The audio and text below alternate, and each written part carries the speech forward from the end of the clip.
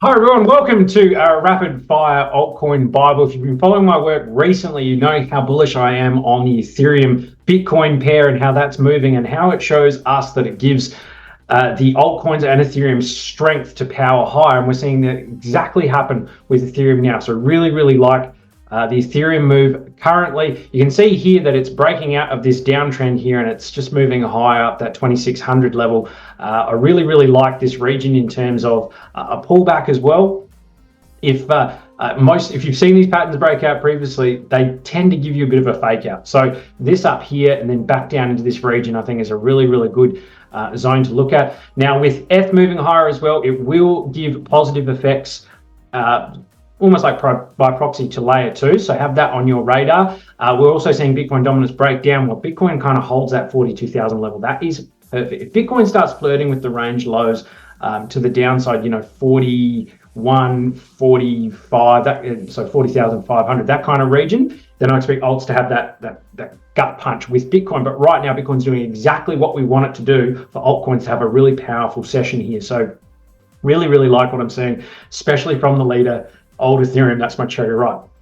Now, one to watch. Like I said, I think altcoins are ready to go. If you look at the total market cap minus Ethereum and Bitcoin, it looks like it wants to full send by another 300 or 400 billion on the weekly chart. So just keep that in the back of your mind. Bitcoin's made its run. It's had its ETF. It's now trying to price in the GBTC inflows, but it's holding, and eventually this is a dam wall that is going to break in terms of the supply shock. So this is the perfect time for capital to rotate into Ethereum and altcoins. And when I say altcoins, I'm talking about the major caps, those mid caps. Then we will see those lower caps start to fire as well. But I'm looking for cryptos that have had tremendous runs, those relative strength moves, and that have kind of been forgotten about for a little while too, have been in a pretty serious downtrend. So Solana ticks those boxes.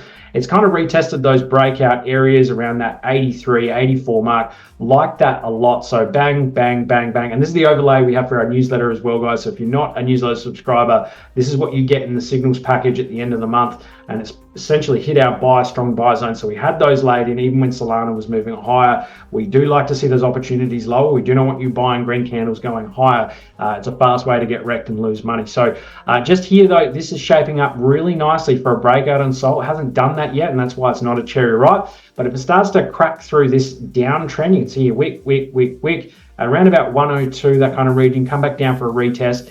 She's off. For confirmation, I'd be waiting for 112 though, for a resistance support flip. Don't mind that at all. Everything's looking pretty nice. Stock RSI looks bottomy. RSI in the midline shaping up. So I think Solana, as it did in 2023, is going to seriously outperform. It is really, in my view, currently the only serious quote-unquote competitor to Ethereum. Nothing's going to challenge Ethereum, but in terms of making up market cap and having extraordinary runs higher, I think Solana ticks a lot of those boxes through usage and your fundamentals and whatnot. So keep an eye on that one there.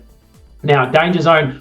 I know a lot of people love METIS and called on it. I know I did, but it's had a tremendous run. Looks like the fundamentals are starting to pick up again. But I wanted to just urge a lot of caution because I know so many are looking at it, they're invested in it, and things are just getting really frothy.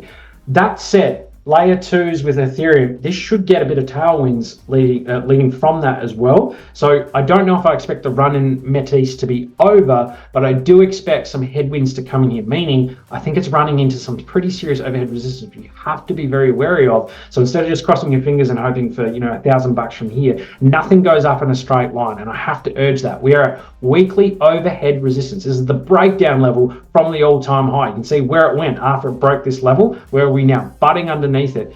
Now, of course, this could just jut up above it, come back down, retest support, and then go high. Absolutely. But the way these momentum indicators are looking, stock RSI is completely topped out. RSI is the highest it has ever been. That is going to shape off eventually. I've got on balance volume there. It's not really telling me too much on the weekly. It's probably more of a lagging thing there. But in my view, what is more likely to happen here, and we've seen it with multiple cryptos that are approaching their previous all-time high breakdown levels, is this kind of movement here where you get a drawdown, a cup and handle, and then you get the full breakout. The first breakout is generally a fake one. I would not be surprised to see us punch above 120 and then have the sell-off coming down, because this is an area shorters love and sellers love. So just be a little bit careful. This is not an area I would buy METIS. It's more on top of this resistance. If it can flip this from resistance to support, happy days. But right now, I think we're just going to come down a little bit here. So I wanted to bring that to everyone's attention. METIS is my danger zone. It was actually really hard to choose a danger zone this week, but because this is front and center for a lot of people on METIS and those that have come through CCI and learned about METIS, it's important to bring it to your attention. All right, have a great day. Catch you again. Bye-bye.